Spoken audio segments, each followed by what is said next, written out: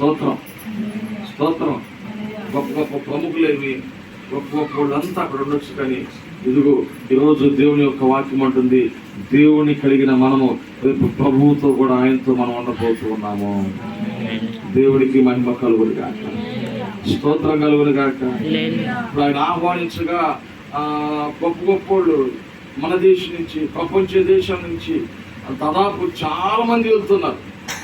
ఎందుకు ఈ మాట జ్ఞాపకం చేశానంటే, అది ఒక ప్రత్యేకమైన విందుగా వాళ్ళు భావిస్తున్నారు. దేవుడికి మహిమ కలుగును. మరి దేవుడు వారికి ఇచ్చిన అవకాశాన్ని బట్టి ఒకప్పుడు మనం కూడా జ్ఞాపకం చేసుకుంటే అలాంటి భయంకర పరిస్థితి నుంచి కూడా విడిపించి ఈరోజు దేవుడు మనల్ని కూడా సజీవుడిగా ఉంచిన గొప్ప దేవుడిగా ఉన్నాడు. స్తోత్రం, స్తోత్రం, హల్లెలూయా. ఎందుకంటే దేవుడు ప్రతి బిడ్డ పట్ల, ప్రతి కుటుంబంలో ఆయన ఎన్నెన్నో అద్భుతాలు చేయడానికి ఆయన దిగి వచ్చిన దేవుడిగా ఉన్నాడు. ఆయన కృప చూపించే దేవుడిగా ఉన్నాడు. మాట ఇచ్చి తప్పే దేవుడు కాదు. అందుకన్నాడు, ఆయన మాట నువ్వు కైకొని ఎడలా. ఎవరి మాట అంట? దేవుని మాట. స్తోత్రం. దేవుని మాట మనం వినినట్ల మనం ఏమవుతామంటే దీవించబడదుము గాక, ఆశీర్వించబడదుము గాక. అందుకే ప్రభు అంటాడు, మీలో బేదలు అనేవారు ఉండనే ఉంది, బేదలను కటాక్షించువాడు ధన్యుడు. ఈ లోకంలో బేదలు ఉన్నారు, దేవుడు మరి ధనవంతులు ఉన్నారని ప్రభు యొక్క వాక్యం కూడా సెలవిస్తూ ఉంది.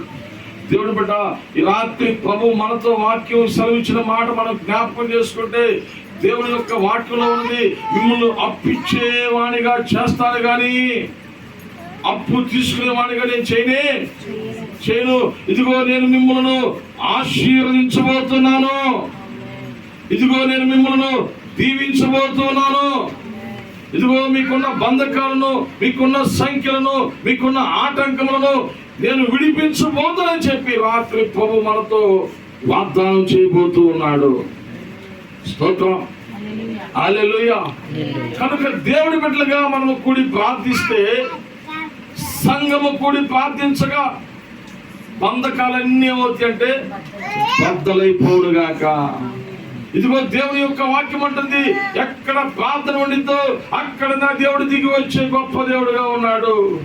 అక్కడ దేవుని ఆత్మ దిగి వచ్చి అక్కడ పరిశుద్ధాత్మ దేవుడు ప్రతి ఆటంకమును ఆయన తొలగించివేయుగాక. అసాధ్యమైన వాటిని కూడా దేవుడు సాధ్యము చేయనుగాక. ఇదిగో దేవుడు చేయలేదంటూ ఏమీ లేనే.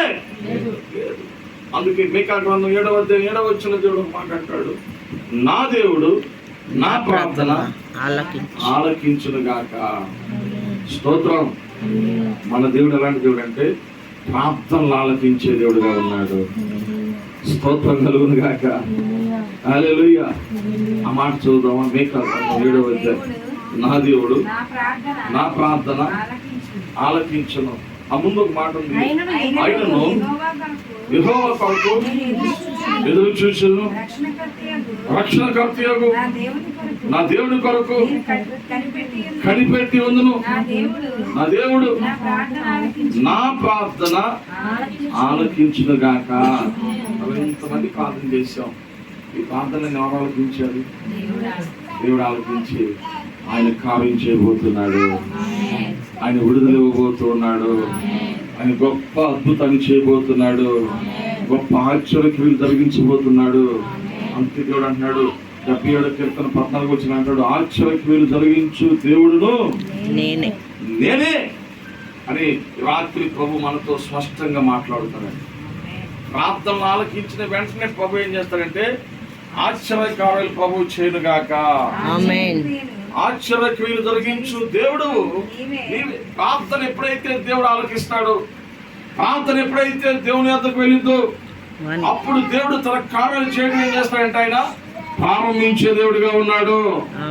స్తోత్రం, స్తోత్రం. దేవుడు అసాధ్యమైన వాటిని కూడా దేవుడు ఏం చేయాలంటే సాధ్యము చేయనుగాక. ఇదిగో జరగదనుకున్న దాన్ని కూడా దేవుడు చేస్తాడంటే జరిగించే దేవుడిగా ఉన్నాడు. ఇదిగో రాదు అనుకున్న దాన్ని కూడా ఏం చేస్తాడంటే అర్పించే దేవుడిగా ఉన్నాడు. వంగని ప్రతి మోకాలు కూడా దేవుడు ఏం చేస్తాడంటే ఆయన వంచేటట్టు చేసే దేవుడిగా ఉన్నాడు. అది ప్రాంతంలో ఉన్న గొప్ప శక్తి. స్తోత్రం కలుగునుగా. ఆ శక్తితో మనం ఈ రాత్రి నింపబడుదుము గాక. ఆ ప్రార్థన ఆత్మ మనం పొందుకుందుము గాక. ఆ ప్రార్థన ఎప్పుడైతే మనం చేస్తుంటామో పరలోకము తెరవబడి ఇదిగో దేవుని యొక్క అభిషేకము, దేవుని యొక్క కృప వీరి మీద దిగి వచ్చును గాక. స్తోత్రం, స్తోత్రం. అందుకే ప్రభువు అన్నాడు, సాటి అయిన సహాయం, ఆదాముకు సాటి అయిన సహాయము చేయదనుకున్నాడంట. ఏ సహాయం చేద్దామని? నరుడు ఒంటరిగా ఉండటం మంచిది కాదు, వానికి ఒక సాటి అయినా సహాయం చేద్దాం అనుకున్నాడు. ఈరోజు